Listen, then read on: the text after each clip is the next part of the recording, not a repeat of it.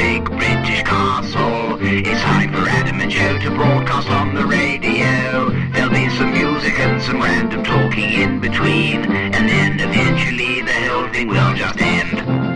Oh, blimey, that was Yeahs with Zero. And this is Adam and Joe here on BBC Six Music. Beautiful morning here in the centre of London town. It's been a beautiful week, hasn't it? It has. What a sensational week it's been. If I was in charge of the government, I would have declared a national emergency. Mm-hmm. Just a national week off. Right, a bunk off, national bunk off. Emergency bunk off. Yeah. Because everyone's been quite depressed in the country. Have you noticed? Well, of course. Gloom and doom. Absolute gloom and doom. Thanks very much for all the miserable new predictions about the way the global warming's going. Thanks a lot. Thanks very much, Gordon Brown. But then suddenly the sun comes out, and God, or whoever created the world, Richard Dawkins, giant squid, I think you'll find, Dawkies, made it all lovely to remind us of the inherent beauty of nature. Yeah. It's as if God is trying to destabilise capitalism and turn the world into a sort of, non-monetarised, organic bartering economy. Mm-hmm. That would be, and I'm quite in favour of that. As a project? Yeah, he's going, look, just collapse the banks, collapse all the major conglomerations, and let's go back to an agrarian idyll. Right. Yeah, Are you sure that he's getting thought quite it deep for early? Has he thought it all through completely? He hasn't, no. No. But he doesn't work logically, he just works on instinct. And so what's his theory behind the global warming thing as well? Just get rid of us. Right. Yeah. Not floating communities. Oh, you think he might want it to be a floaty world? Yeah, he wants it to be like Waterworld. Maybe he does. Maybe God's a big fan of Waterworld. He loves Waterworld with Kevin Costner. I love Waterworld. You know a film I really liked that was underrated when it came out, but I always like it when it's on TV, is Waterworld with Kevin Costner. And you know the other one he's done, The Postman. I like that less, but it's got some good bits. That's what he's like. That could be the key. This is pure conjecture, by the way. Yeah. Oh, you never know. There might be some sermons about it tomorrow morning for churchgoers. You reckon? Big revelations. Yeah. Yeah, that's disrespectful, though, isn't it, to religious people? Yeah, so apologies for that. What? It's your fault. Is it this waffling? Yeah. Welcome to the show, listeners. We're here with you until noon. We've got all sorts of things coming up. Notice I'm not saying that they're exciting. Well, no, they are exciting because we've got like a jingle avalanche, right? Yeah. We asked you to make us some jingles, and we've been inundated with the most brilliant jingles, so we'll be playing some of them to you later in the show. They'll be peppered throughout the show, perhaps. And we'll be discussing some of them, analysing some of them, and using others just as real jingles to introduce some of our features on the show. So that is exciting. Also, we've got great music for you, listeners. I've been through that. Have you been through the playlist? No, I'm going to do that during the next record. It's a good-looking playlist. And here's just a taste of the kind of delights you can expect. This is Supergrass with Caught by the Fuzz. Caught by the Fuzz, that's Supergrass. Adam and Joe here on BBC Six Music. Now, it's my free play coming up shortly, Joe. I'm very excited about that. And we could, in fact, unveil one of our new jingles. Well, one of my favourite ones is to do with free plays. Right. Shall we save it for a bit later on? Because it's right at the top of the show. Shall we save it? No one's listening. No, exactly. Nobody's listening. Because it's very early. It's only 9:10, isn't it? Apart from the elite. It's the elite listeners at this time in the morning, isn't it? Yes. Black Squadron. Black Squadron. They're called. Are they? Yeah, they're the elite. Really? They're the shadow warriors. Elites are always dressed in black. It's true. You know? Yeah. Because they don't want to be seen. They like to creep around. I love them. They're amazing. And Six Music Black Squadron will be up right now listening. Yeah. And maybe they deserve it. Something special. A special nugget. Making tea. No one will be able to see them making tea. They're so stealthy. They move like shadows early in the morning. Exactly. They'll have a bath. They'll slip into the bath. No one will even realise they've run the bath. Because they've run it so stealthily during the night. Just not even dripping, but just snaking. The water snaking down the side of the bath. They can go into a room while someone else is asleep in it. Black Squadron. Yeah, and get fully dressed. Easily. Without disturbing the other person. Easily. They know where all the creaky floorboards are. They can get into the bed and the person won't even know, right? Because they'll just slide right into the bed there, into the sheets. Bad Dobby, naughty Dobby. So this is... Okay, so for Black Squadron, shall we play the new jingle then? That someone sent us? You know the one we mean, Jeff? Yeah. There is only one free play one, isn't there, actually, I think. Okay. Here it is. Hey, Angie, it's time for a free play. That sounds like it is. Hey, Angie, it's time for a free play. A and J, it's time for a free play. That's good, I like that. I mean, that's pretty demented stuff as well. We like Demented. Yeah. Good bit of fuzziness on it as well. It's nice, and Who was she's... that by, Jeff? We got to have the names of these people. It's by Tom. Is that Tom? Yeah, but he's got his lady friend in there as well, unless Tom just that sounds like a lady. Could be a sample. Could be a sample. It sounds nice, though. He's got a little chuckle from the lady in there. Yeah, yeah. So let me tell you about my free play right now. Thank you very much, Tom, incidentally, for that jingle. It's wonderful. I've got a frog in my throat. You never cover when I've got frogs in my throat. No, it's nice. It's people like to hear it. Yeah, but as soon as I say I've got a frog in my throat, that should be your cue. Wham! You leap in and you say, you know, an interesting thing, and then you start talking about a thing, right? Right. While I move my chair back and I get rid of the Not going frog. to happen. It's not going to. It's never Never going to happen. It's never Not gonna happen. ever going to happen on this show. Sorry. So listen, I've dealt with it anyway. My free play is a song that I transferred from an old cassette. And that's a different type of aural aesthetic that we haven't talked about that much on this show. We were talking about vinyl, how nice You vinyl Trans-Ferdinanded it. Exactly. It was Yeah. it's not actually by Trans-Ferdinand. It's by Robert Fripp. Right. Featuring the voice of Daryl Hall. Ooh. But I Trans-Ferdinanded it. It's from an album called Network. I'm not sure if you can get Network on CD, but it's a really weird album. Do you remember that we used to listen to it at school every now and again? And it's got like a David Byrne song on there. He's got a collaboration with David Byrne. Right. Which is pretty wild. I'll play that one day as well. And a very lovely one from Daryl Hall, which I'm going to play soon, called North Star. But tapes, you know, they've got their own sound as well. Like, there's a fuzziness. Is this recorded off a tape? Yeah, there's a kind of warm... People talk about the warmth of vinyl, but there's a warmth and a fuzziness about cassette tape that I quite like as well, don't you think? Well, I've never really paid attention to it, so this will be interesting. What I associate with tapes is playing at the wrong speed. Right. Getting slightly stressed or stretched. And then the fuzziness. Sort of, just a sort of shash sound. Yeah, when muck builds up on the playheads... Didn't people... I used to be obsessed with cleaning my playheads. Exactly, right. What When would you were you at a use? certain age, you would become aware of the presence of playhead cleaners. You had them for VCR players as well. I don't think they ever worked. Did they? Well, did What you were ever... they? Just a piece of long cloth?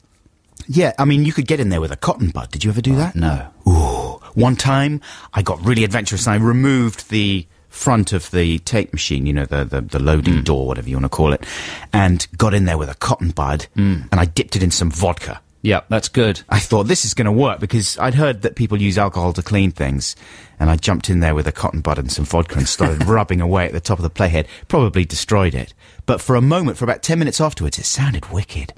It's Amazingly a shame clear. you can't do that with modern technology. Yeah. I might take my computer apart when I get home and give it a scrub. That's right. With a bucket of warm water and some detergent. Because you start off all reverential thinking, I do not want to destroy the playheads on this. I'm only going to use 100% ethanol and a little bit of a cotton bud, and I'm going to use gloves and laboratory conditions.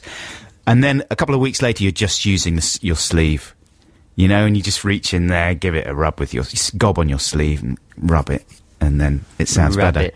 Give it a little rub it. Give it a little rub. Look, I got some rabbits. Dad, look, for Christmas, can I get a rabbit? A rabbit.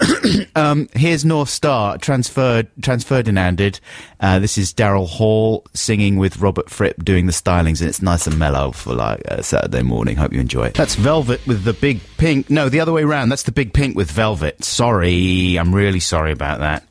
And this That's is Lamo's new favourite band of the week. You know, talking of Lamo, we were just in the holding area before we came into the show. And in the office. Adam, you popped something into the bin, didn't you? Well, my bag fell on the bin. The bin Right. tipped over. The bin was top heavy. The little waste paper bin tipped over. And the bin sort of leaked some revolting fluid. Well, a can flopped out of the bin. Turned out the can was half full of cider. It was particularly revolting. There's something about seeing that kind of thing in the morning that's really horrible. It was as if the bin was doing a little bit of sick. And very rapidly... Or wetting itself on the Exactly. floor after a hard night.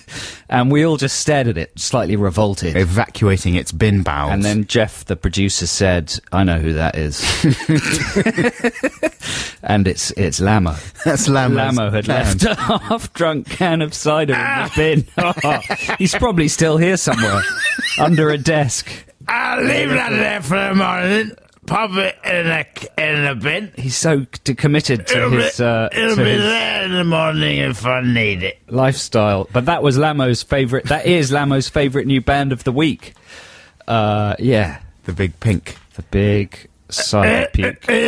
I'll leave that there in case I need it. Don't anybody touch it, because it's that half full.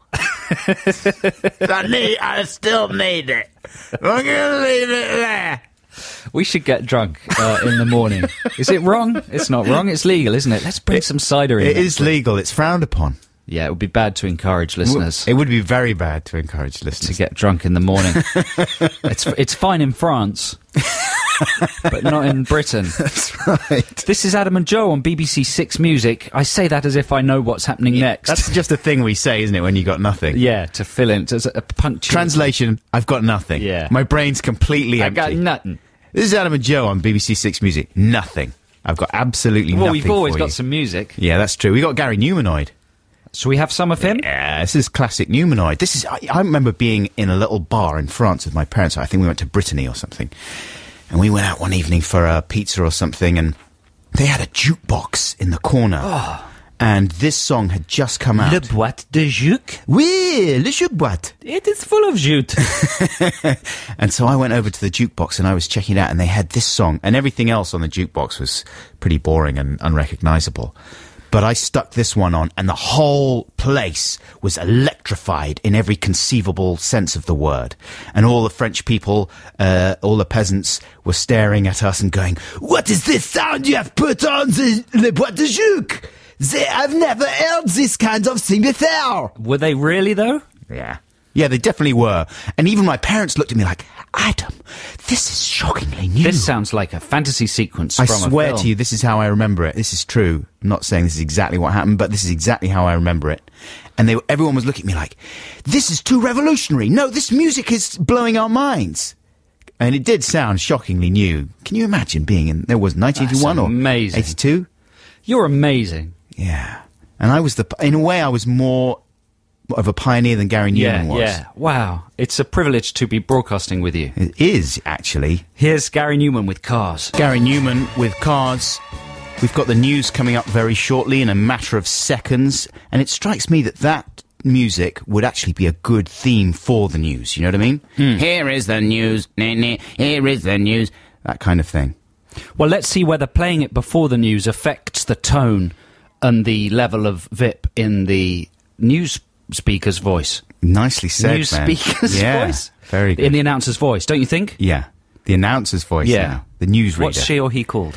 Oh, now you've put me on the spot. I'm not exactly sure who's reading the news. It could be Nikki Cardwell. I think there'll be a slightly robotic. I think it'll be read slightly like this. Hello. You know, it could be any number of very talented Now, whoever newsreaders that we he have or here. she is, they're going to be listening to this thinking, no, I'm not going to do a robot voice. But I bet you it'll creep in. They can't because, you know, the news is a serious business. So. Yeah, but still, there's going to be a tiny bit of a robot voice. If there isn't a voice, they'll be doing the actions. All right. Listen. Let's find out. Here's the news. What does he want? 4 walls and a doggy slatch? Yes, that's exactly what he wants. Or a doggy sledge? No, a doggy slatch. A doggy slatch? Yeah, the problem is he doesn't know what a doggy slatch is. No. So he can't even figure out which shop to go to. I mean, 4 walls, that's fair enough. I can provide him with 4 walls. Yeah. But I don't know where to start with a doggy slatch. Where would I go? I mean, is that Amazon I need to go to? Or? Probably. Just Google slatch. Could you Google doggy slatch? Doggy, DOGGYSLATCH. Hold your horses. Here we go. Doggy slatch. I bet you I get... So how's it spelled? SLATH. No, SLATCH. Yeah, slatch. Doggy slatch. Doggy slatch. Can't read that out. Or that. Is it sexy?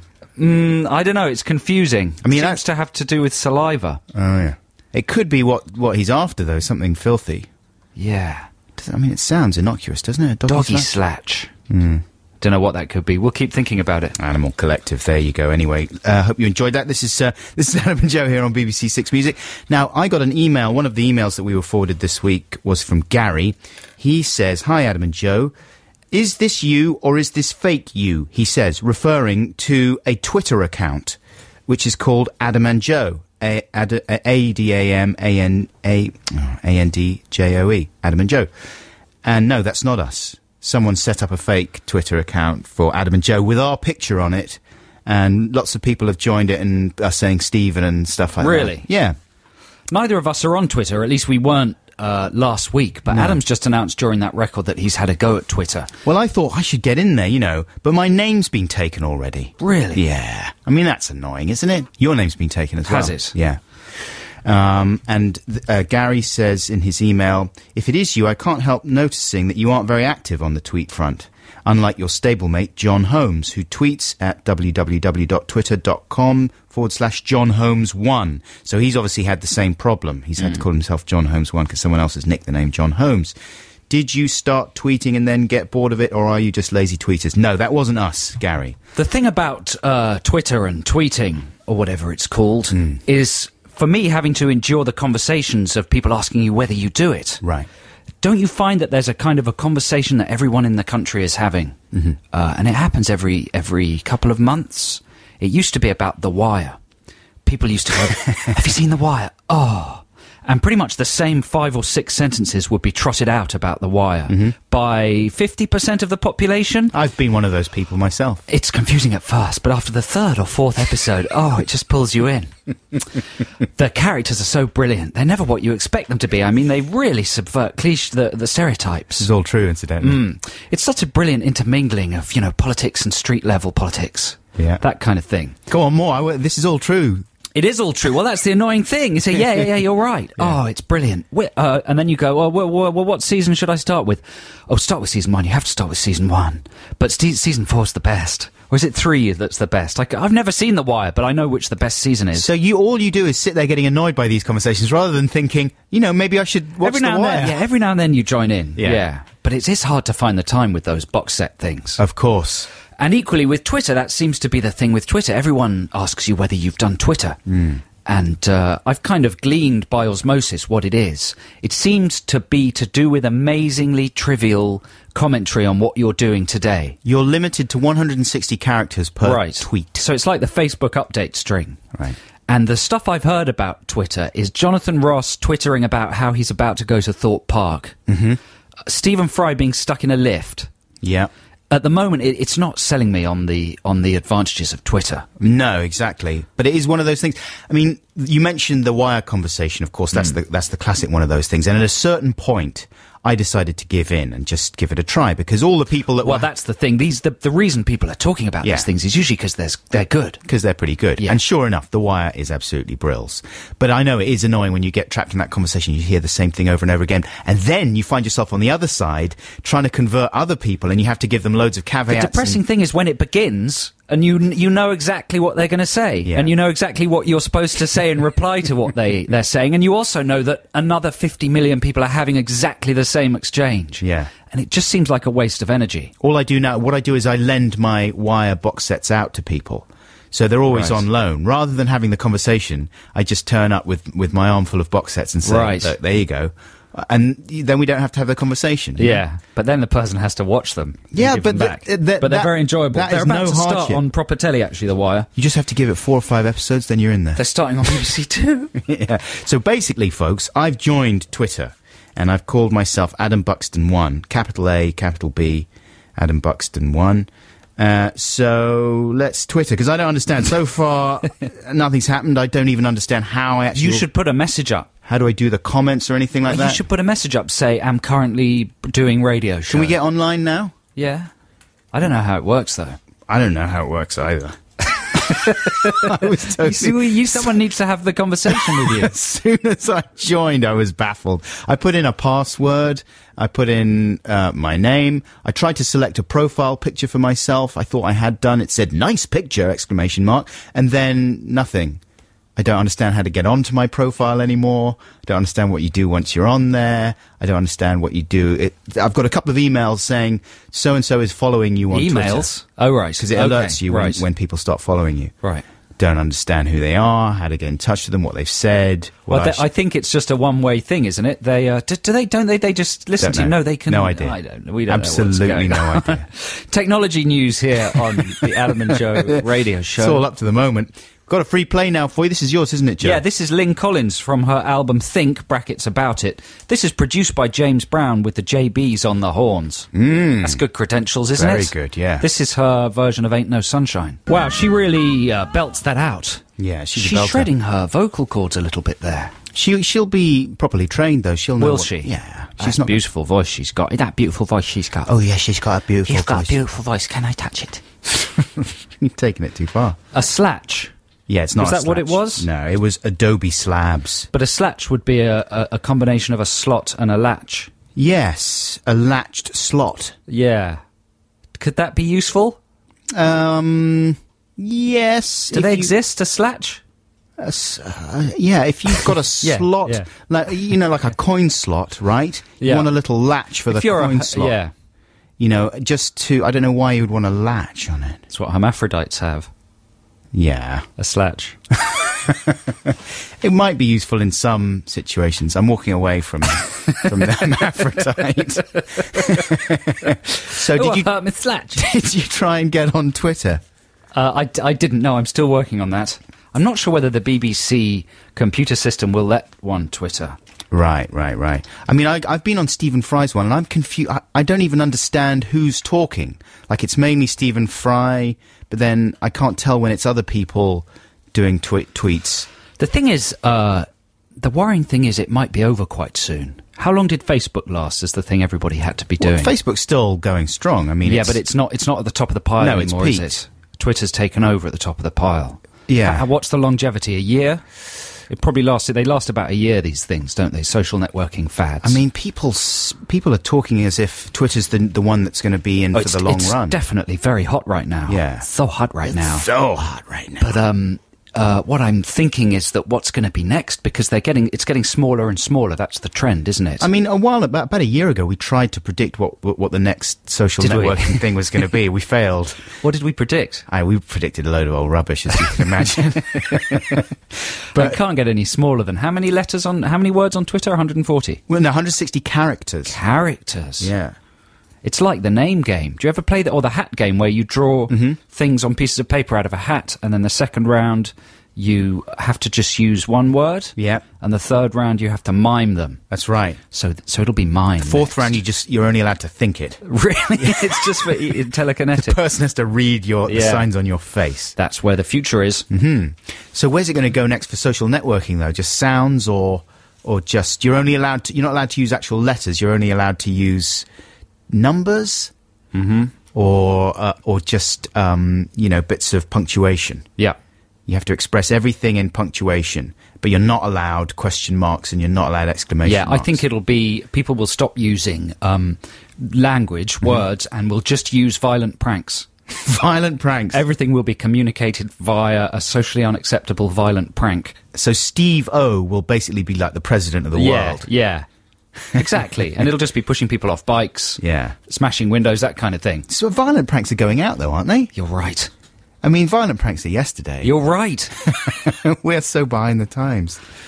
Well, I can't get onto Twitter. I'm going to try and get onto Twitter during the next record. We're going to launch Text the Nation shortly, even though we haven't figured out exactly what it is. No, we've got a good one. We've got a really good Yeah, Text a the good Nation, one. which we're going to launch very shortly. But right now, here's some more music. I like to think of him as Six Music's own Tom Robinson. This is 2468 Motorway. That's Arms by Future Heads. And you're listening to Adam and Joe here on BBC Six Music. It's a digital station. You need a DAB radio to listen to it. You've got to be ahead of everybody else Gotta be ahead of the listening to curve. this. By definition, if you're listening to this, especially live, then you're cooler than everyone else. You're, what do they call them? Are you a maven or a connector? You're an early adopter. An early adopter? Right. Yeah. Basically, you're absolutely the coolest out of all the people. All the coolies. Out of the coolies, you are the king coolie. So listen, I went to see some live comedy this week. Oh, yeah. Which is a rare event. Why'd you do that? Because somebody got me free tickets. Oh, I see. Was Yeah. it a big famous comedian? It was some guys who are causing a stir in the stand-up improv scene. Yeah, they're an American troupe. They've been to Edinburgh. They're the latest thing. They're called the Pajama Men. Oh. Yeah. Never heard of them. They're good. They wear pajamas. Yeah. And there are two of them in pajamas, and there's a fellow at the back with keyboards and musical instruments who provides a kind of soundtrack to the whole thing. Uh-huh. It's very cleverly done, and they do some mime, some physical comedy. They do very funny verbal gags. They tell stories.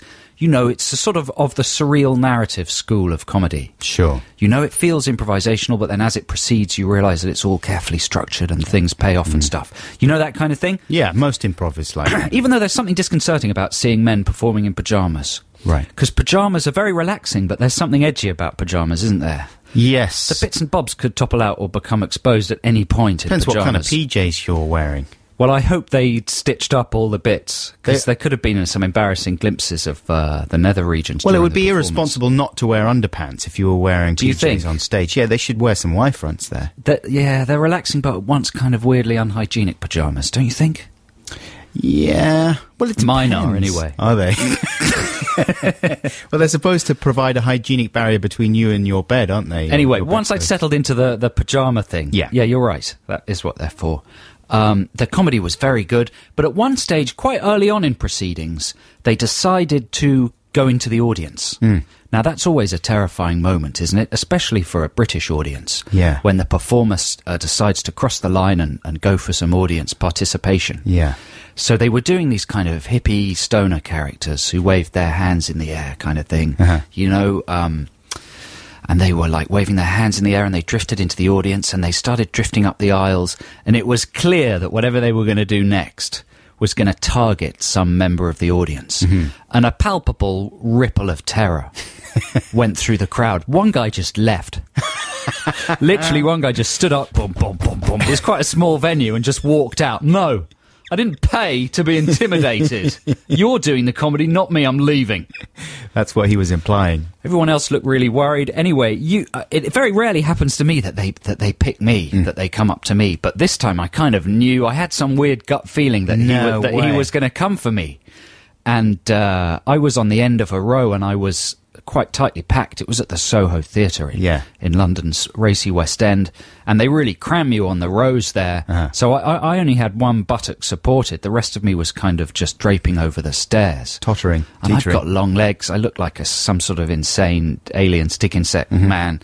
So it was clear he was coming for me. And lo and behold, he did. He came up to me. He started saying funny things at me. And then he said, what do you like to do on a Sunday?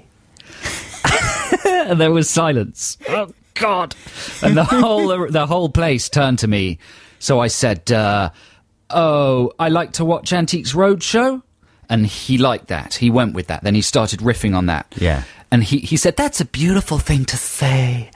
And he hugged me and everything. And then it was over. Yeah. But for a moment, it was mortifying. Because you were thinking, should I say something funny, or should I just say something normal? I mean, the best thing to do is just say something straight. Well, it's a completely different mindset, isn't it? You're leaning back. You're in consumer mode. It's like if you were watching the telly and suddenly you realised you were on NTV.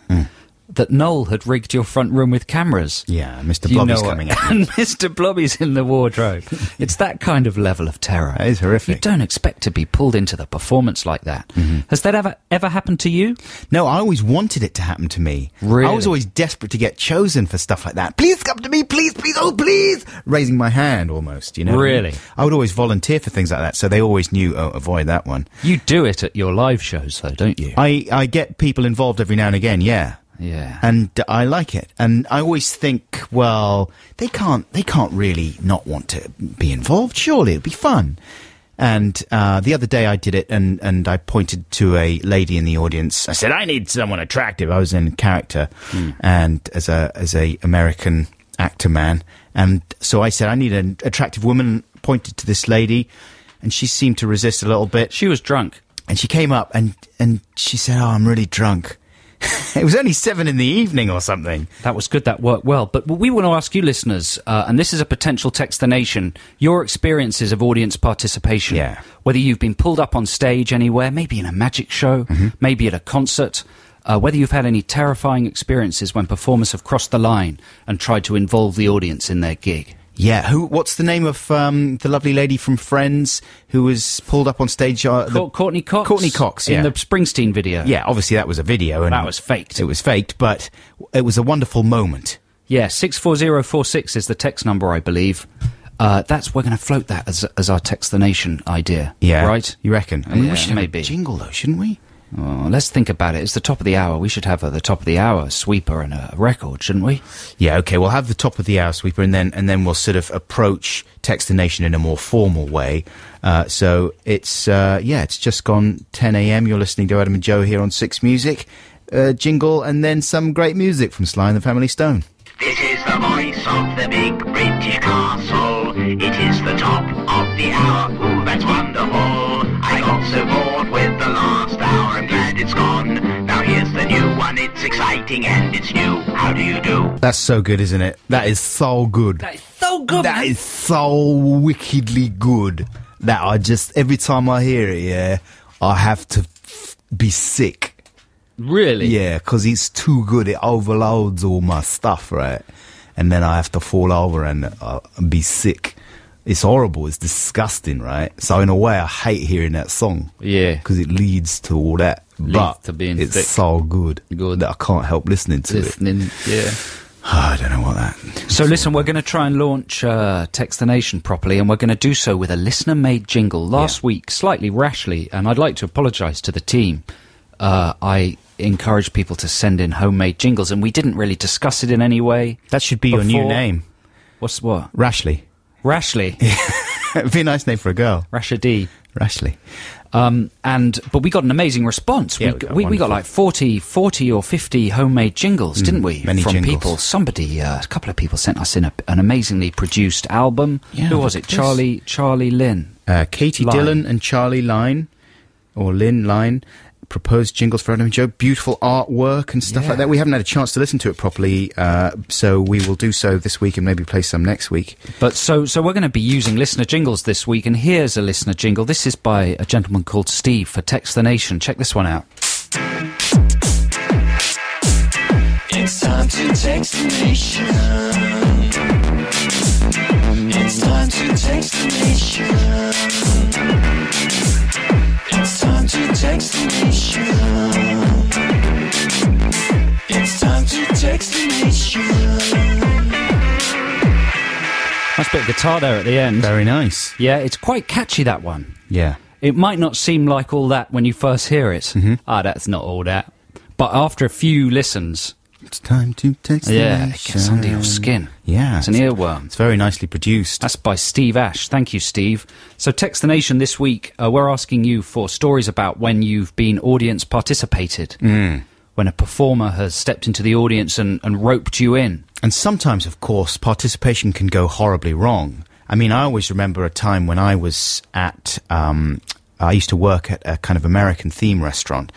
And it was one of those places that was very loud and there was constant shouting and we'd jump up on the tables and dance and stuff like that. And we used to have a lot of parties of people in. And one time, one of the other guys, one of the DJs, I think, sort of went over to someone's table, jumped up on the table, said, right, we're going to sing happy birthday to Tony here. Okay, Tony, come on, get up on the table and do a dance with us. And big deal. And Tony's like, oh no, he's shaking his head. And he's like, come on, don't be boring. Come on, Tony. Everyone, we want to see Tony get up and do a little dance with us. Yeah, come on, yeah. Hey. You know where this is going, right? No. Tony's disabled. He can't stand up. Oh, no. He's in a wheelchair and the guy hadn't seen. Oh, dear. And he was just all excited about the idea of getting him up, and he hadn't checked yet whether he was actually able to get up on the table. And so it was excruciatingly embarrassing for everyone concerned, mainly the DJ, I would say. So it went really wrong, but there's always the chance that that's going to happen. That's like some brilliant Ricky Gervais story. Yeah. That's like an episode of Extras. There you go. He can have that one for free. But that happens, I've seen that happen 1 or 2 times in audience participation situations, yeah. Well, let us know your stories, listeners, if you've got any. If no one has any, we'll switch subjects. It's not a problem. What would you switch to? Something brilliant. Favourite cakes? Favourite cakes? What's your favourite recipe? Battenberg would be mine. Would it? Yeah. Yeah, I just like a good old chalky sponge. This is very good, you know. So we got that in What if the cakes takes off and overpowers the whole audience participation? I should never thing? have mentioned the cakes. The thing about the cakes is it's a bit functional. Yeah. Well, we're just going to end up with lots of... With a list of cakes. List of cakes. That's no bad thing. Isn't it? Victoria Sponge. I mean, that's a Something nice... it's not something that's unique to the listeners, though, is it? Roll. Is that a cake? Is it a cake? Or is it ice cream? It's a dessert. It's delicious. That's It is a good delicious. cake. I haven't had one for ages. What about, I mean, a Jaffa cake. We've talked about this before, That's but that's a cake. technically, well, that's a cake. For tax reasons. Yeah. But listen, what about the audience participation? Obviously, audience participation. I'm Yeah. just joking about the cakes. Don't talk about that. The problem is with the cakes, everyone has a favourite cake. Not everybody has a participation I'm story. going to get some Battenberg today and have There's going to be people who feel alienated and are more pulled towards the cake. Yeah. Everyone's pulled towards cakes. Fairy cake. Fairy cake. It's a classic. Homemade. It's nice when it's light, but it can go wrong. I like it when they're stodgy in the middle. Do you? Yeah. What about a tart? I love any kind of tart. Treacle tart. Certainly, a lovely homemade treacle tart with a lovely lattice on the top. Lattice. Breadcrumbs soaked With in delicious lettuce on the treacle. top. No, not lettuce, a lattice. A lattice. Pastry lattice. What about a lettuce lattice? That would be another way to go. It would be healthy. 64046. No cakes. No cake None comments. cakes. Anyone texts in a cake, we will be furious. That's George Lamb's territory, man. I mean, he can have the cake Yeah. topic. He's probably done it. In He's fact. covered cakes. He's probably covered cakes. Who can tell with what? But certainly he's done cakes in every conceivable sense of the word. Not having a cake round George Lamb's house. So yeah, we've given them all the details for how to get in touch, right? No, I'm really full actually, George. No, I just ate. You It sure? it looks like lovely icing. You absolutely sure? But no. Yakasha? Look, you've written your name in it and everything. But no thanks. I've done a cake, Booyah. Is that how he talks? Ting, he says all the time. Right. No disrespect, George. Okay, here's some more music while you're getting your non-cake related audience participation stories to us for Text the Nation. This is a Psychedelic Furs with Heaven. It's the Psychedelic Fuzz with Heaven. You're listening to Adam and Joe here on BBC Six Music. What are we up to now? we already established in this show that's what we say mainly. Sometimes we say it as a legitimate form of identification. Yeah, it's important. One is trained to do it if Yeah. you work on the radio. Yeah, but exactly, because people dip in and out of the programme, so you have to orientate people. But other times we say it when we've got nothing. I was trying to think of ideas for BBC films. Oh, yes. You know, the BBC have a film department. A film arm. Yeah, it's very good. They do lots of very good films, but at the moment they tend to specialise in sort of period pieces. Mm-hmm. Or That's not strictly true, but... documentaries about Moss, yeah, as Stuart Lee would have it. Yeah. I was trying to think of some good commercial ideas for them, to get BBC Films Right. some blockbuster action. And I was trying to think of ways they could use the BBC archive, or things that the BBC are already famous for, how they could spin that into movies. Like, there should be a Top Gear movie, shouldn't there? Of course. I mean, there should be a big action movie with Clarkson, the Stig, and Mark Owen. Right. Is he called Mark Owen, the one that looks like a hamster? The hamster boy. Yeah. Hamo. Yeah, he thinks he looks like Mark Owen. He does. He's very attractive. He's a lovely man, and he's everywhere. He's he vulnerable. does all the programmes, doesn't he, now, He needs Richard to be Hammond? helped. He's the miracle man. Anyway, they should do a movie, shouldn't they? Of course, that's staring them in the face. Yeah. I bet that's in production. Do you think if it isn't, they're foolish? They're idiots. I was thinking that they could do a good one, because all about the natural history stuff, because, like the BBC Earth and Blue Planet, that's very popular. BBC own the planet Earth. They basically own the natural world. Yeah, they do. Don't they? David Attenborough. They've got Is that what first he's dibs on called? it. Yeah, David Attenborough, yeah. He has first dibs on the natural world. He's in with all the top penguins and stuff. The penguins basically say they screen people, and they look at all the wait, naturalists. because this is my idea. Oh, is it? So you basically, Pixar do a deal with the BBC. Yeah. Because they can do CGI animals so photorealistically that you can't tell the difference between the real thing. That's right. So you use a lot of footage from the Blue Planet and Earth. But then you have a behind-the-scenes thing about all the animals who are competing to star in the BBC things, right? So you have a very pompous polar bear who is on the sleeve of the Blue Planet, and he's very arrogant. He's treated like a star in the polar bear world, and he lives in a big igloo or whatever, and he knows Attenborough and has lunch with him at the Ivy and stuff. Yeah. And they talk about, my wife's giving birth next week. We should do a deal for the rights. And stuff like that. They sell the rights to the birth and stuff. You get the idea. I think that would be absolutely extraordinary. That's how David Attenborough talks. And you intercut the CGI with the existing Blue Planet material that the BBC's got. Don't you think that would be a success? When are they going to do a Doctor Who feature film? Oh, I know. That's weird. That has to be quite soon, doesn't it? Well, they do TV features, don't they? They do feature-length but episodes there were for like TV. Dalek Invasion Earth or whatever. There were ones in the 60s when Doctor Who was at its prime in the 60s. They did feature films that had massive production values and were. Sorry, just to go on a tangent for 1 second, right? Yeah, Aren't they doing a 24 feature film? probably. I thought they were. Are they? But the thing is, the 24 is genuinely like a film anyway, isn't it? I've never watched it. But I'm not interested. Well, you're insane. I know. You So you keep telling me. It's the best one so far. Give it 4 episodes, then you really get in there. No, it's great. But yes, that's staring them in the face. Doctor Who, the feature film. Yes. So what are they doing, BBC Films, making all these period business things? Lark Rise to Candleford. Starter for 10 they did. Yeah. That was to do with, what's it called? The quiz show, you know, Ask the University. Bamber Cambridge. Gascoigne. Yeah, Challenge. Ask the Family. University Challenge. Yes. That was a sort of a tie-in. But you know, Celador are doing very well with their Who Wants to Be a Millionaire film. Slumdog Millionaire. Yeah. 2 slums up for that one. That's my little joke. That's nice, man. So it's Carrying all the over. rage to intertwine. Maybe this is a better text than Nation. Yeah. Don't confuse them. Well, our audience are very sophisticated. They can handle up to 3 text the Nation subjects Like at once. Weetabix. Yeah. I don't think so. No, you're right. It's not a text the Nation subject. But don't you think that's a good idea? Don't you think I should run BBC Films? It is quite a good Textination subject, isn't it? Yeah, you should run BBC Films. I'd be there. I'd be in there with all the latest ideas. So who else are you going to do? Songs of Praise the movie? That's a good idea. With Aled Jones. What would be the climax of that? He finds out, he meets God. Oh, that's quite heavy. I mean, that's what you want though, isn't it? That's the ultimate climax. I guess good CGI opportunities for God. Yeah, it'd be brilliant. Yeah, That'd be that's a good exciting. idea. Amazing music right the way through. It uses something that is... What about Antiques Roadshow? Yeah, movie. you're obsessed with Antiques I Roadshow. do like it. Well, she's lovely, the lady. Yeah, she'd get bums on seats. Fiona Broof. Bums on seats.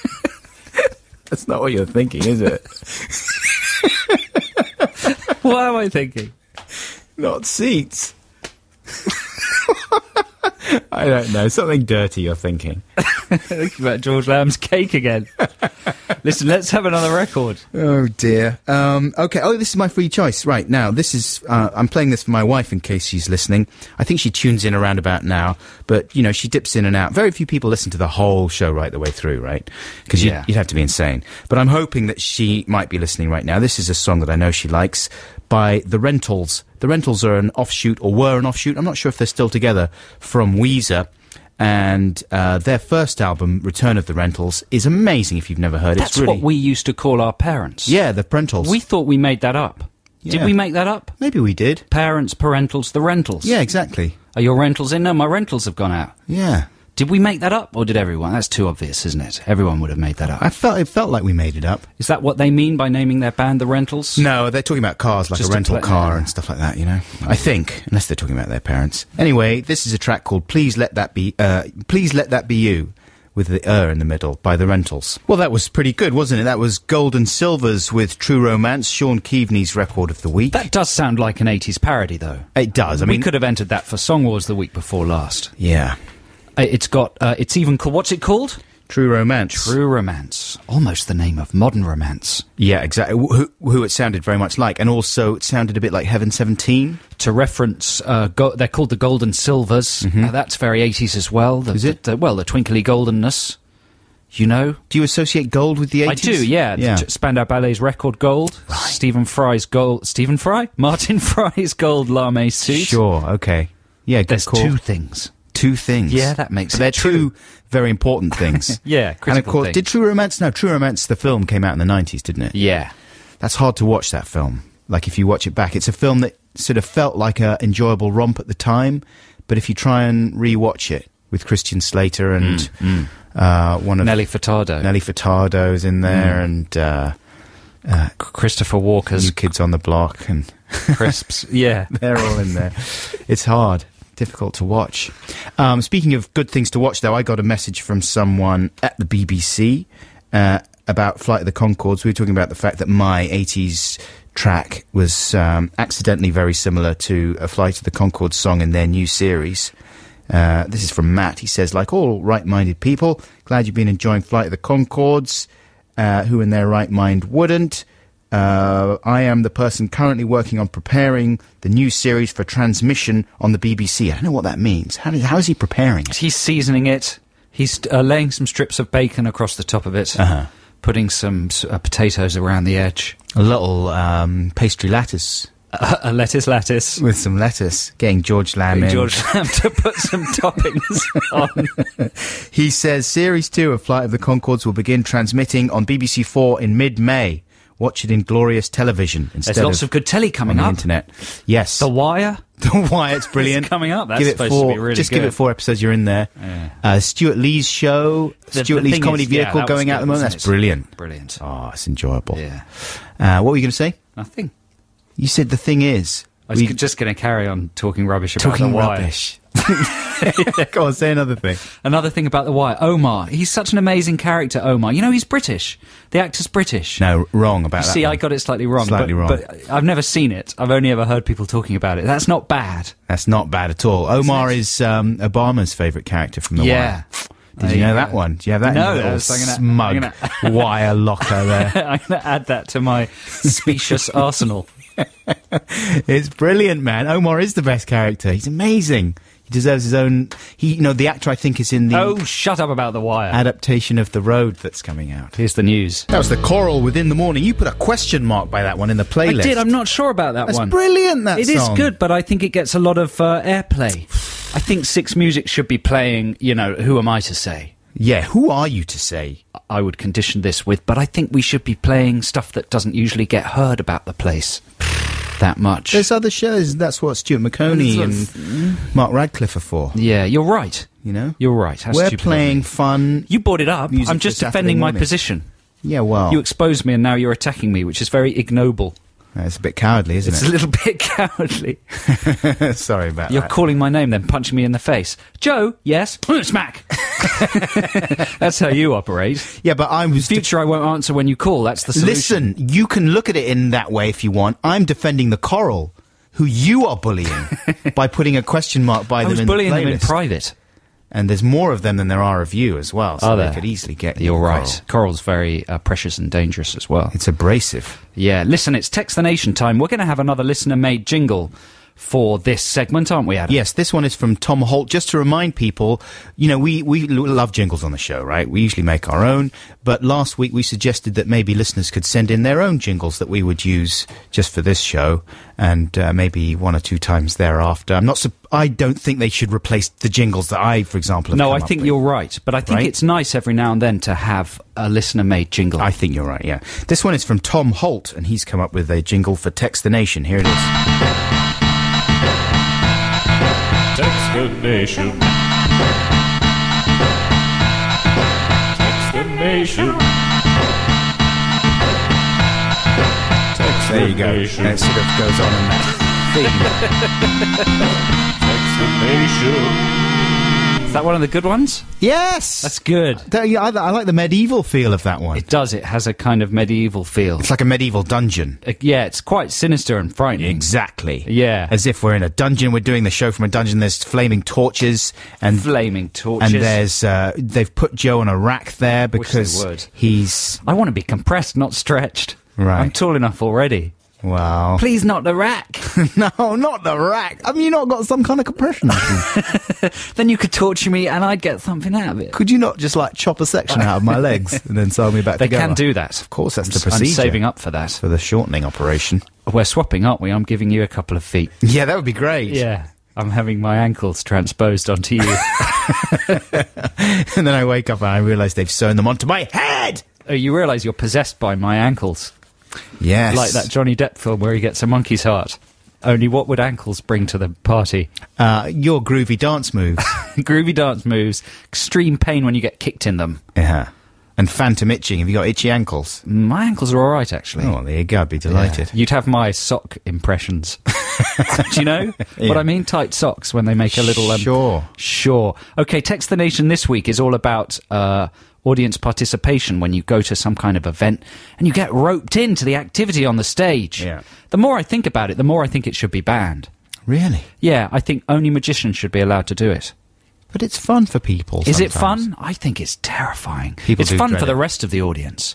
But the moment when you think you're going to be picked, it's horrible. Well, famous people often say they don't like going to gigs and stuff like that, and especially sitting anywhere near the front, because they always think the performer's going to home in on Pick on them. Yeah. Okay, so here's one from John Robson. He says, my girlfriend Jessica has been emotionally scarred to this day, 20 years later, from an occasion when she was a teenager and took her younger brother to Gnome World in Devon. She was singled out where I live. in a gnome performance and ended up having to sing with a piano playing small person. I doubt it's the smallness of the person. It's probably the gnome costume and the general ambience in What's Gnome the World. general Don't you think, ambience? what, just a creepy gnome ambience? Creepy. Yeah, gnomes generally, like from Enid Blyton books. Naughty gnomes. Naughty gnomes. They're quite scary. They are, yeah. There's something about that whole British pastoral magic thing. You know, gnomes and toadstools and fairies. It's quite sinister and disturbing. Well, the ones with the old bulbous noses. Yeah. I'm thinking of Coggle from Labyrinth. The faraway tree. Yeah. That's creepy stuff. It is creepy, you're right. You know, it's all magic mushroom based and troubling. Uh-huh. Anyway, Jessica was severely traumatized by the gnome, and to this day, whenever we go to a show, any type of show, she lives in fear of being chosen to participate By a gnome. by a gnome. Here's one from Chris. I was at a show that encouraged friendly rivalry between different parts of the audience, and an audience member came over and punched me in the head. What? I'd like to know more about that, Chris. I don't believe that's I do true. believe it. Really? Yeah. Friendly Antagonism. Like you get the left side of the audience to sing or chant, Yeah. and then a spirit of competition kind of builds up, and then it gets out of hand. And then you get head punching. Before you know it, people are punching each other in the head. Expand on that, please, Chris. Here is an anonymous texter who says, Darren Brown selected me to go on stage, so I ran up, but he sent me back because I was barefoot. I think my feet subconsciously revealed I could not be messed with. Although it may have been because there was a lot of broken glass on the stage. He wore lots of makeup. So that's another interesting aspect to audience participation. You get to see the performers close Yes. up. And if you're in magic, you maybe get to know how they did it, but have a moral choice to make whether to keep the secret or not. He sends a lot of people back, Darren Brown. Yeah. I've noticed him doing that a couple of times. He gets people up and he goes, no, you know what? I'm sorry, but you're not right. They're too strong-willed. Right. Maybe. Or they're not magic enough. Uh-huh. Here's one from Rosie in Norwich. I was literally forced to get on stage with Christopher Biggins and dance to the Birdie song at a panto in Weston-super-Mare in 1982. Wow. That's I harsh. still have nightmares. Literally forced. That's the thing. Once you're chosen, you can't say no. Because the whole baying crowd then would get on your case. It's difficult as well if you're the performer as well and you've homed in on someone and Well, it weakens your authority, doesn't Exactly. it? If you then... Because when you picked that woman at your gigs, she wasn't up for it at first, No. was she? But you persevered, you bullied her. Yeah. Oh, In a nice way. Yeah. Bully with a small b. And she ended up being brilliant. You know, she loved it, you loved it. yeah. I hated it. No, that's not true. I liked it. Was Here's- it really uncomfortable to No, it was watch? good. It was Yeah. good. Here's one from Kirsty. When I was about 5, my family went to the circus. Suddenly, a clown accosted me and made me perform a roly-poly after leaping over a chair. That sounds sordid, doesn't it? A clown, yeah. What's a roly-poly? A roly-poly? She's actually spelt it. roly-poly? That's just a forward Just a roll. forward roll after leaping over a chair. The next time we went to the circus, a clown lurched in our direction. My sister, who witnessed my trauma the last time, actually wet herself on my mum's knee. Oh, that's just awful. That's a good description of the clown lurching. It's as if he's a Lunging. zombie or some Lurch. kind of out-of-control robot. Yeah. And here's one from Sarah in Southsea. My partner Tony is still paying to see a chiropractor several years after he and his mate were pulled from the audience by Johnny Vegas and asked to carry him aloft on stage. Well, he's famous, isn't he, for having all kinds of extreme audience participation, Johnny Vegas. But what do you expect if you go to his show? You've got to be ready to take the consequences. Has anyone sued anybody? Somebody sued Paul McKenna very famously, didn't they, after being involved in one of his hypno things? Right. Well, that's different. I mean, those can be very invasive. I suppose. One last one for this segment from Erin in Blackheath. When I was 10, I was levitated by a magician who came to our school fair. Everyone who saw it said I was floating, but to me, it just felt like I was lying on a table. And then you're right. Then you're under pressure, sort of not to burst the bubble. Not to give away the secret. Exactly. You have to kind of maintain the illusion, as it were. Please keep your audience participation stories coming in. The text number is 64046. The email is adamandjoe.6music@bbc.co.uk. Wonderful music for you now. This is Bat for Lashes with Daniel. Lovely, lovely, lovely. Bat for Lashes with Daniel. Adam and Joe here on BBC Six Music. I had a bit of a road rage incident this week, Joe. Oh, dear.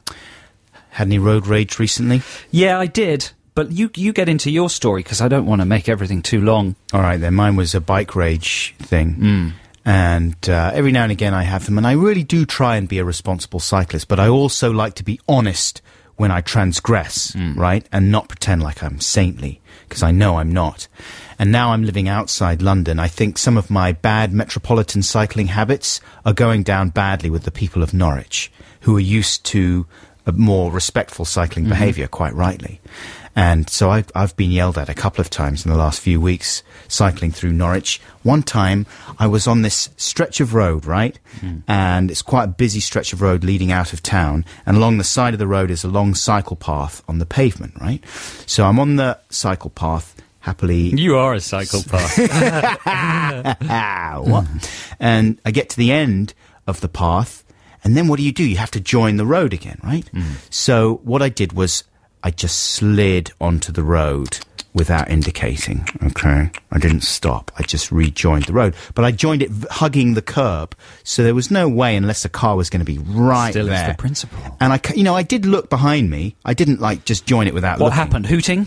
Shouting? There was a guy in a flatbed truck, right? And he looked a little bit like he'd just popped out of The Hills Have Eyes. And he had his two young sons, I guess around 8 or 9 years old, sat next to him. And he went completely ballistic all over my arse, right? Did he stop his vehicle? Stopped his vehicle. Did he exit the vehicle? Hoot, hoot, hoot, hoot. And he was a Scottish man. You idiot! You idiot! You idiot! He kept on screaming over and over again. I could have crushed you under the wheel! I could have killed you! You idiot! Right? Fair cop, all right? I should He was frightened because he thought you were going to make him kill you. Let me tell you, there was absolutely no way. Yeah, but you made him think that. No. You terrified him. I'm just saying that's why he was angry, because he was frightened. As a driver, that is the most terrifying thing. Sure, legitimate rebuttal. However, in this case, not legitimate. He was nowhere near. He was miles behind. But he just why didn't was like he it angry? because he hates cyclists. No, I don't know, man. No, honestly, I'm telling you, you've heard me confess my transgressions before. And if it was a real, genuine case of me having slid right in front of this guy and given him a terrible shock, I'd be holding my hands up and saying fair cop. But it wasn't. He was miles back. He just didn't like the idea that I'd rejoined the road without actually stopping. I mean, it was partly my fault. I'll give you the benefit of the doubt, but as a BBC programme... Yeah, balance. I think we should... I think that is a bad... And as a driver, it is terrifying. And the idea, that's the most terrifying thing about traffic accidents, is they happen out of nowhere. Yeah. And the idea that you could be just driving along with your young sons, and then suddenly you've killed Adam Buxton. Yeah. And forever your lives are entwined with your parents, your family, his sons in the car, in the lorry... I mean, my God. Well, he went absolutely crazy. And motivated, I bet, just by the sheer fear and alarm and terror of what might have happened. Close. Oh, but it's in my head now, and in my head it's very close. As I can see it, as I'm imagining it, it's very close, and you're in the wrong. But listen, you're right about all that, and that was a very moving speech, which makes me look bad. Everything I have to say now is going to make me look bad. Good. However, you're wrong, because in this situation, it was no way a close thing at all. Right. He just wanted an excuse to flip out. Yeah. That's the thing, right? And so I apologized to him and I said, listen, I'm sorry. By the way, I was nowhere near you. However, I'm sorry. How did he take that? He took it really badly. Yeah. And he just kept on getting angry and screaming, and he wouldn't shut up. I was like, whoa, calm down. I'm saying I'm sorry. Calm down, I kept on saying, right? Well, that's infuriating for him, because he feels he's trying to teach you something. He was teaching me nothing. And you're throwing it back in his face with indignance. No, but he was flipping out, this guy. Yeah. And then he started swearing at me and freaking out. And so after a while, I just said to one of his sons, hey, your dad's really nice, isn't he? That's not a good idea. That went down badly. His son, little 8-year-old son, suggested that I get to know my mother much better than I do now. Yes, well, he'd be on his dad's side, wouldn't he? Way. Yeah. It was really frightening. But Yeah. now that you said all that stuff, it's made me look bad. Well, I don't know. You sometimes have a tendency when you're wrong to just entrench yourself so deeply in your wrongness. No, listen, I started out by saying that I say that in a reaching out way, as someone who knows you better than you know yourself. But it's not, situations like this are not black and white. Do you not accept the fact that there could be a little bit of me being slightly wrong and this they other kind guy of being are, wrong? because it's illegal to just suddenly cycle You randomly are into the road. I mean, outrageous. You I'm don't just saying accept- this as a driver, man. Yeah. That But kind I'm of saying thing this as a cyclist. Terrifying. I'm saying this is a cyclist. You know, we get a lot of bad treatment from drivers as well, and we are very vulnerable as well. Well, then you should have chosen an anecdote in which you weren't breaking the law and like cycling in front of a lorry. Technically, that's true. Yeah. But no, you're right. I'm being unsupportive, and you're right. He sounds like a nutter. He sounds like a Hills Have Eyes lunatic That's that was better. acting irrationally. Yeah, why couldn't you have just come in His with that? son at the beginning? sounds as if he's some kind of feral, I don't know what. And I was in the right. And you wasn't were I? in the right Yeah. with your random son cycling into the road. I'm never going to do it again, though. I learned my lesson. Okay, so something good came out of it. Yeah, something very good came out of it. Yeah, including this wonderful story. Yeah. I wonder what the listeners will think about that story. Here's your free play. Yeah, now. this is something to calm everybody down after that roller coaster ride. This is Neil Young with Helpless. That was the Lemonheads with It's About Time. This is Adam and Joe here on BBC Six Music. Have you seen, you know that, we can't mention brand names on the Big British Castle, can we really? No, that's bad. But there's a brand of deodorant that's favoured by teenagers. Mm-hmm. Do you know the one I mean? That also has the same name as an animal. Yeah. And something that chains Rhymes with do. stinks. Yeah, exactly, yeah. They've brought out a new miniature version. Uh-huh. Have you seen the adverts for that? Don't think so. It's sold to boys mainly, this deodorant that rhymes with stinks. Sort of spotty teenage boys. Yeah. And they're obviously trying to market a new type of it. So they've invented a very small, sort of handbag size version. But of course it's for boys, so you wouldn't call it a handbag. Man-bag size. A man-bag size. They've called it the Bullet. The Bullet. Yeah. So there are big posters all over South London, which is an area that suffers a little from the presence of bullets in teenagers' pockets. Yeah, that's true. And they've decided to market their mini deodorant as a bullet. That is crazy. Isn't it a tiny bit irresponsible? Yeah. Or is it brilliantly clever? You're being very responsible this show. I mean, you're community-minded. I am. I Yeah. think it's you know, we're employed by the castle. We've got to stand up Absolutely. for what's good and right in the world. You're quite right. And I think Even if it means humiliating your co-presenter and deliberately twisting the facts of an anecdote to make him look irresponsible and bad. Should we stay on that subject? Is there more to be said? No, it's fine. I'm absolutely fine. Because we don't want to like pull it. I'm fine! Let's talk about the Bullet. I was just thinking, trying to think of other ways. You're not thinking about the Bullet. I just wish that I had a legal brain. or any kind of brain. What are you regretting? I'm regretting that you twisted the facts of the story and made it look as if I was one of the worst kinds of people in the world, which is a very dangerous and irresponsible cyclist, and I don't think I am that person. Right. Do you think I've changed the way you will cycle? And No, think about people who are angry at you? No, you've changed the way other people will think about me, and I'll get a load of hate mail from people saying, I hate people like you. You're making the world a worse place. Yeah. Apart from that, I'm fine. What have you done to my bullet? My whole bullet thing now. Yeah, exactly. You've ruined my I've bullet thing. literally I had a whole riff on other products that you could make into armaments. Yeah, and now And it's sell too to serious. teenagers. Now the whole thing's gone too serious, and I've ripped the heart and out. now it's just back to your cycling thing. Yeah, exactly. So How's I how can't does it tell you feel? about the... Of course you can. Come on. What other stuff have you got, Bullet Boy? Well, no, I can't say it now. I'm not going to say it. I'll do it next week when it's No. fresher. Come on. You can't just toss down your It'll notebook sound like contrived now. that. Come on. It'll sound It'll contrived. sound fine. I Because can't. I'll support it. No. Go on. See how I support it. All right. Can you think of any other products that would be saleable to teenage boys by connecting them with armaments? No. Look at your face when you said no. What expression was that? That was a Ricky Gervais expression. That's what that Rick was. Mail. Was it Rick Mail? Yeah. No, he used to do it on the young ones. Yeah. No. Farty. No. Yeah, Ricky's stolen that. A little Does bit. that as well as David Yeah. Brent. Anyway, there you go. That's the end of that. Oh, man. I didn't mean to talk. That's all right. No, I made a good point about Stinks deodorant being irresponsible. Yeah, that's true. Notice that I actually apologise when I torpedo something, though, right? Right. No, my torpedoing of your stories has become a much-loved feature of the show. People have sent in jingles for it. That's right. People love it. Yeah. And it's great because it's easy for me. All I have to do is say nothing. Unleash the torpedo. All I have to do is just move on.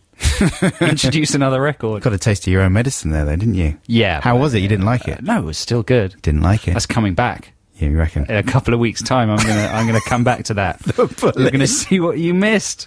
I walked down the street, I saw it, I thought, I made a little note in my notebook. I thought, I'm gonna use that on the programme, and now look. It's a good topic, man. The thing is, you should have left a longer gap between that one and the one that you torpedoed of mine. Right. You see? Because the torpedo was still in the air. Exactly. It was still flying. The torpedo was still, like, racing round underwater looking for a target. Target acquired. Joe's anecdote. Joe's bullet story. Anyway, this programme's a disaster. It's a bit ramshacular, isn't it? How about, have we had your free choice yet? Yeah, oh, we yeah, just you played did. it, didn't you? My I don't even know what's going on anymore. I'm so old. So what we got now? We've got some White Lies for you, listeners. This is Farewell to the Fairground. White Lies with Farewell to the Fairground. You're listening to Adam and Joe here on BBC Six Music. Thank you very much for joining us on this gloriously sunny Saturday morning. We're broadcasting from London town. It's exciting. There's all like pearly kings out in the streets, and it's foggy. It's very foggy. Did I say it was sunny? I was wrong. It's like a pea super out there. Yeah. And Jack the Ripper's on the loose. Jack the Ripper's on the loose. Oliver Twist and all Fagin's gang are doing a big knees up number just round the corner. Right? There's chimney sweeps. Fagin's knees up gang. What? Now, we were talking about... there was a little bit of story torpedoing going. If you just tuned in, first I did a little anecdote about some cycle road rage, which Joe... quite well, in a way he was right to point out the genuine danger of the situation, but in another way it made it look as if I was more irresponsible than I think I actually was in that situation. And so it was all mixed up with some really serious stuff that made me look incredibly bad. So then, by accident, I torpedoed his story thereafter because I had some Which unresolved was a brilliant story all about issues. You know, an ethical mistake a deodorant company have made. He was going to go... I was highlighting. Right. I was going to start a sort of a national campaign. And he's going to do a little riffage about it. Yeah, Didn't happen because... Didn't happen. Adam pulled it down. I pulled it down just to give him a taste of his own medicine. But this has become a recurring thing on the programme, not by intention or design at all, just because sometimes, you know, I have a very honest brain. Right, And that's what it is. I feel you're wrong, or you're, you know, launching into something that's a mistake, I will try and kill it by going silent. Or just I find it hard to know what to say. Just that you admit that so brazenly. Yeah, it's not true. It's never that conscious. It is true. It's never that conscious. It's just what happens. It's what happens. And anyway, some listeners find it charming. Yeah. And as if it's some kind of preconceived Fun feature. You know, I think it's like people hallucinate features where there are none. If you provide them with a radio show that has no structure or features, they will see them. The audience will project them Their into natural the desire for order imposes a structure. And that's what's happened. They've hallucinated some kind of recurring feature to the extent that some people have sent in jingles for this hallucinated feature. Here's one from Tom Challenger. Here's his jingle about my stories being torpedoed by Joe. Are you even listening? No, I tuned out by that point. It's time for Adam's anecdote, and we can't wait. Cause Joe will poo-poo it and make him high. You're so angry. I quit! Where does the phrase to poo-poo something come from? I don't know. Do you think it's as straightforward as one might imagine? Do a little That's pop a on very it. extreme reaction to something you don't like. That's interesting, isn't it? But it's probably how cavemen behaved. Like if this was a prehistoric show, to express distaste, they would you would start grunting, and if I didn't approve of your grunting, I would poo-poo you. You'd come over and take a dump on me. I'd probably throw it. Would you now? Popo! Oh, Popo! I no like story. You don't like the story? Is there another reason you threw your poo We're at me? French. What are we? Actually, a lot of Neolithic French stuff savages. is in France, isn't it? That's where it all comes from. That's where it all comes from. All those caves with their paintings. They're in France. So don't actually, like- that was quite an educated accent. Look, I done a painting. No, where's that from now? From, like, Northampton. I done a painting of an antelope. You like it? Oh, why do you throw that at me? Not the poo-poo. You don't like my antelope painting? So that's a good jingle, though, Tom Challenger. Thank you very much indeed for that. That sort of sums it up nicely. Didn't we have another one?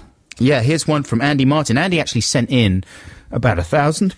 Really? Sorry, the frog's come back. I've dealt with the frog. Well done. Andy Martin sent in a number. Here's just one of them about the same sort of syndrome. It's another good story by Adam, but Joe shows no support. Those are really good jingles. It's difficult to know where to use them because I can't torpedo your stories in a premeditated kind of a way. Have you ever thought about doing that? What, just to make people happy? I think this would be a good opportunity Yeah, well, to torpedo one of Adam's stories. I have now. Well, now we're going to be self-conscious about it, though, aren't Exactly. So that's the only context we can really play them in a kind of review context rather than actually apply them. Unless our producer was so quick-witted that when he saw that kind of thing happening... He bangs it in there. He bangs it in there. You could do that, Jeff. Jeff's He's capable. way on top. He's very good. He's a top producer. Easy. Anyway, thank you very much to everyone who's sent in a jingle. We did get a lot, so we'll be sort of drip feeding them through the shows from henceforth. And they'll turn up in the podcast, I It's a imagine. good way to keep people listening. Definitely. Because there's probably a few people who've sent in jingles that we're going to have to listen to a lot of programmes before they hear them. Yeah. It's a shame it's not a paying programme. They may still turn up, though. In a way, it is a paying programme. Give the up licence hope. fee. The licence fee exactly Represents about 0.5 of your licence fee. There's an emotional fee as well. There's emotional tax exacted on some of the listeners. It's draining to listen to. It's music time now. This is Olive. I don't know about Olive. I didn't get the Olive memo. Is she new? She's delicious. No. Is she old? Where's she from? About 10 years old. 10 years? Olive? Never heard of Olive. This is You're Not Alone. Yeah, you see, I was being a bit sniffy about that track, but Jeff, our producer, who's a little bit younger than us, was pointing out that for many people, that reminds them of the good old days when they were at college, you know, and they were jumping around there wearing day-glow things and behaving in an irresponsible manner at weekends and stuff like that. You know what the fashion is this weekend, Adam? What is it? To wear something bright yellow or fluorescent. It's just happened in the last week or so, hasn't it? Or 2 weeks? Like Charlotte will raver, know about that. She's a girl. She likes fashion. raver fashions. Yeah, no, it's suddenly been dictated. I heard it on This Morning. That's where I get my fashion news with Phil and Fun. They said that apparently you had to wear something yellow. I was half awake. Oh, I thought that was an impression of Phil. No, Phil's much more... no, he's really sparky, Phil. He is. He looks like someone who lives in Trumpton. It looks, you know, if you saw Phil Schofield in the street, his feet wouldn't separate when he walked. He just moves like a stop-motion character. And then whenever he tries to stop, he does three His whole body 360-degree twirls, yes. Like a South Park character. Yeah. Anyway, they said you had to wear yellow, and then you go down the streets and all the shops have got yellow things. There you go, the power of Phil and Fun. It's the prime directive. It's all about bright fluorescent yellow. Uh-huh. And then what's his name? Mr. Man who does things. Nick Knowles. Mr. Man who does things. You mean Nick Knowles, don't you? No, I mean the guy that writes the books. He was on Newsnight Review, you know. The book guy. No, oh, God, this is terrible. Anyway, he was wearing it as well. What's he called? The guy that writes the books. How could I possibly know? He's an 80s critic and commentator. Tom Paulin. No, he's a poet. Oh, God, I don't know. Anyway, look, talking about anecdotes. Tony Parsons. Yeah, that's the guy, Tony Parsons. Is that really the guy? You got it. What was his book called? Not About a Boy. I was about to say About a Boy, but that would have confused things even more. Man and Boy. Man and Boy. It can be difficult to think of things. We got there in the end. We got there quite quickly. Well done. You helped. Tony Parsons. Anyway, listen, here's an email that's just come in from Neil and Abigail. Good morning, Adam and Joe. Having listened to Adam's road rage story, it seems that you need to implement a system of scoring each other's and listeners' stories. In our house, we offer scores based on an old episode of Come Dine With Me. In this episode, a man was cooking a dish called beef surprise. The surprise was that it was made of turkey and had no relation to beef whatsoever. In the programme, he tells his beef surprise story, the story's just that it's turkey and not beef, to a shop worker where he's buying his groceries. The shop worker makes no comment on his story, except to ask for the 72 pence for his groceries. 72 pence, please. Our rating system in our house is simply to offer each other an amount of pence as a value for their lame anecdote. I hope this helps. Love, Neil and Abigail. Right. So if you tell a story, you then just have to leave a pause. And then 40 pence? You assign a monetary value. Yeah. Pence is good, though, isn't it? Yeah. Are you allowed to go over? Is it allowed to go into pounds? I think that would be the greatest anecdote ever told. Over a Would pound? be a pound. In my mind, it seems that... do you think... No, maybe you could go over a pound. You get a pound for that. Well, I guess you can't go over a pound unless it's really unbelievable. Yeah, unbelievably good. Yeah. And then you get like $5 or something. That would be the most any anecdote could ever get. That captures exactly how I sometimes feel after your anecdotes, though, as if I'm sitting at a supermarket checkout. 72 pence. Yeah, and how do you think I feel? You feel like the man who's made the beef surprise out of turkey. And that was a funny story, beef surprise. The surprise is, it's not beef, it's turkey. That's funny stuff, man. What does he get in return? Nothing. From the shop assistant there, his change. Well, thank you, Neil and Abigail. That's a good idea. I like the sound of things in your house. Yeah, we'll implement that. Here's some more music for you now. This is New Order with Bizarre Love Triangle. So, New Order with Bizarre Love Triangle. Adam has been twittering. Yeah, I've been checking my Twitter thing. I've got 100 new followers. That's good. Right, since the show began. And I just typed in, "Hi, this is exciting. What do I do now?" That's a very good thing to type in. That's right, though. That's the kind of thing. Yeah. Look at all my followers, man. They're good looking.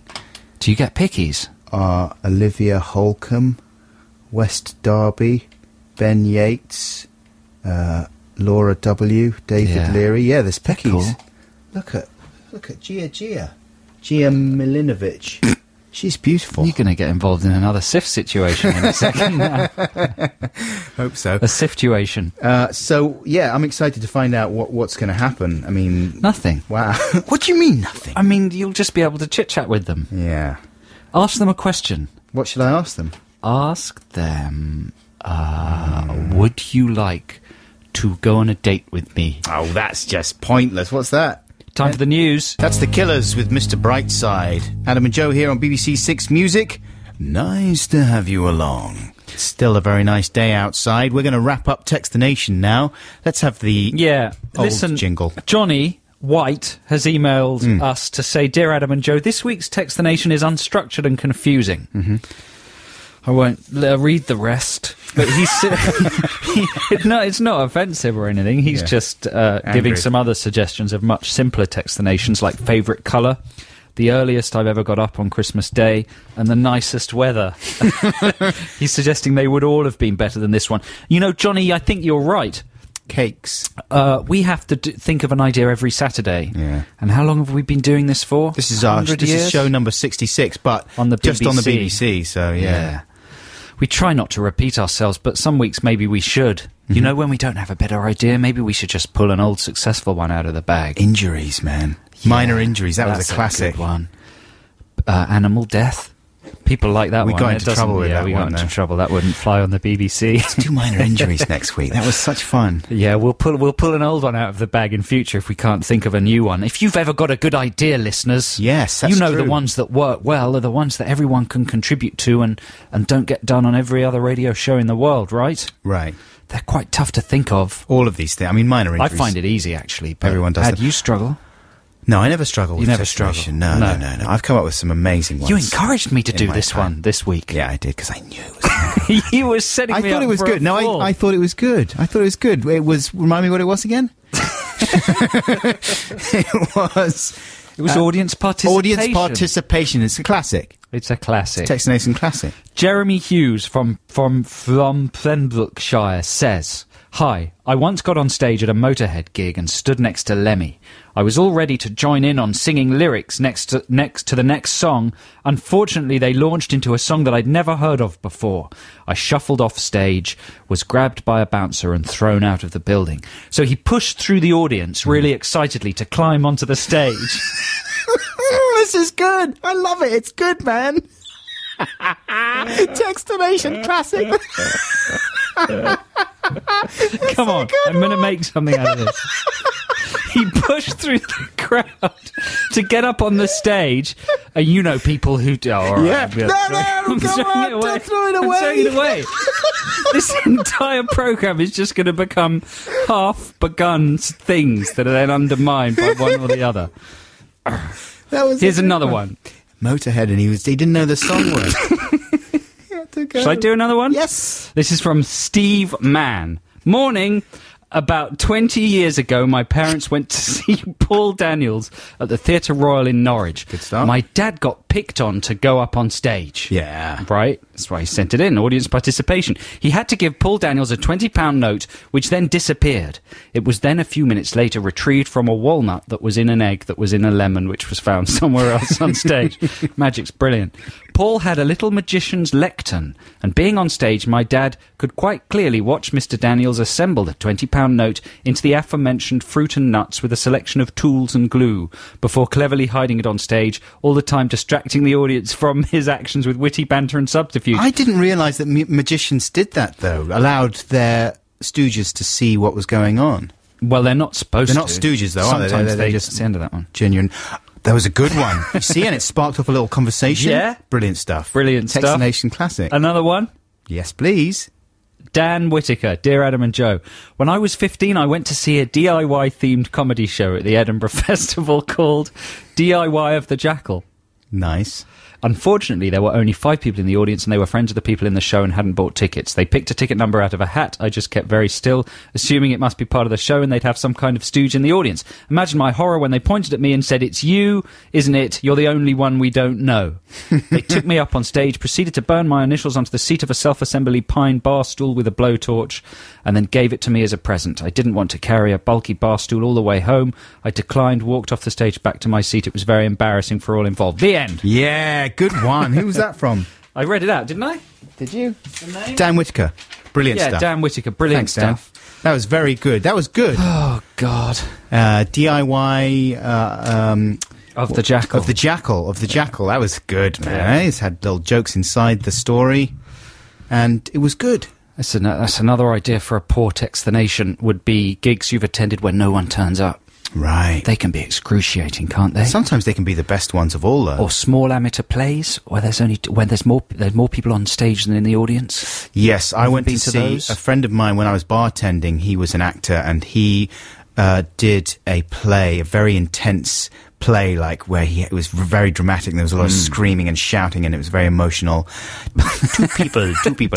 One of them was me, and the other one was a guy who he insisted was a critic. He said, "It's going to be a big show. There's critics coming along from The Guardian." 2 people. And I was sat right at the front, and it was so embarrassing. Good stuff. Well, I'm quite glad that Textination is behind us. Thank you for everybody a lot of people did text and email. And that's not to belittle the contributions of anyone. We were the people that mishandled. We set the parameters wrongly. The Textination. I mean, I thought of the idea, but then Adam encouraged me. I said I didn't think it was good enough. I thought it was fun. I said, it's his fault. I said, "Are you confident? Have you got stuff to launch it?" You said, yeah. And then in we went. Oh, yeah. Listen, music, quickly. No. It was good. It was good. It was a Textination classic. Good. Now, are we going to play this track, or I'm worried that we're not going to get our free plays in? It gets sometimes too late to play the free plays, and I get very anxious and upset because I spent a while. It's my one next, isn't it? Is it? What were we going to play? Well, where's my one? Yeah, okay, you play Supercar. Okay, this is a Japanese band called Supercar. This is a track called Recreation, and they sing in Japanese, but you can imagine you can imagine British words, English words. You can pretend you know what they're saying, because it sounds almost like English. I was going to bring some Japanese stuff in this morning. Yeah. What made you feel Japanesey I this just morning? really like this track. Supercar, Recreation. That was nice, man. Thanks. A little bit of Supercar there. Sounds very good in the headphones, that one. Does it? Lots of panning and all that sort of business. Ooh, beautifully produced. Yeah. Well, a lot of Japanese music is very They're well brilliant. They're produced. huge in Japan, Yeah. supercar. Is that the end? That's the end of yes, just a bit of info. Are they still huge? I think so. Because and- they were huge when we were out there for our Yeah, show. no, they're a proper big proposition, I think. Yeah. Maybe someone listening in Japan will tell us what their latest situation is. And not all their music is like that. They they have a very varied skill set. Very, very Yes. skill set. Well done. Enormous skill set you have. Very different skills in Do you your mind set. me having a look at your skill set? Can I touch it? Oh, it's a beautiful skill set. How much would you sell it to me for? Is it clean? It seems clean, your skill set. Do you clean it? We got a nice gift from someone called Nat Miller. He sent an exciting box. Always nice to get a little parcel, isn't it? We got a parcel. We got a parcel.